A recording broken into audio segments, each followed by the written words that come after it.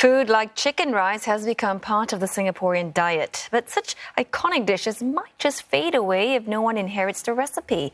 So in today's SG Pulse, Lau Hanan takes a look at what's being done to ensure that the skills and well-guarded recipes aren't lost.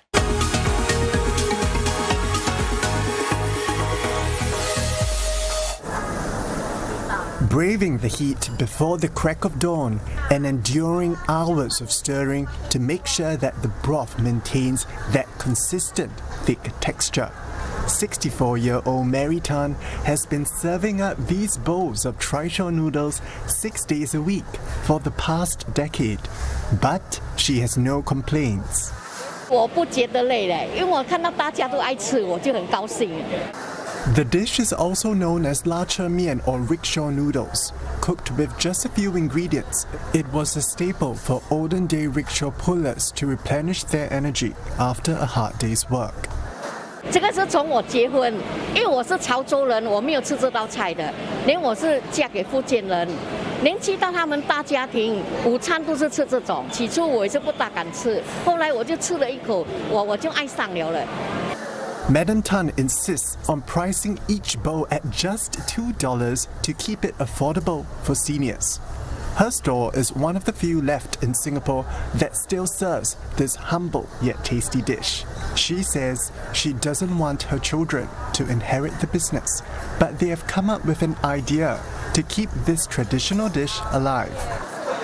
She's very open right now that we are trying to brainstorm how can we bring her recipe, this taste into home kit that every family can actually have it in the comfort of their home. Madam Rosiah Adorn first started selling roti prata 36 years ago with her very own unique recipe. Over the years, she has passed on her skills to her husband and 5 children. For me, prata is very special because it needs skill to do flipping. So I already have this experience and skill. So why not I pass down to my children? So they are young. Seldom young Singaporean can do prata in Singapore. Her eldest son took over the store 2 years ago. Despite the hard work and long hours, 38-year-old Muhammad Zaim Sakuwan is determined to keep up the family tradition.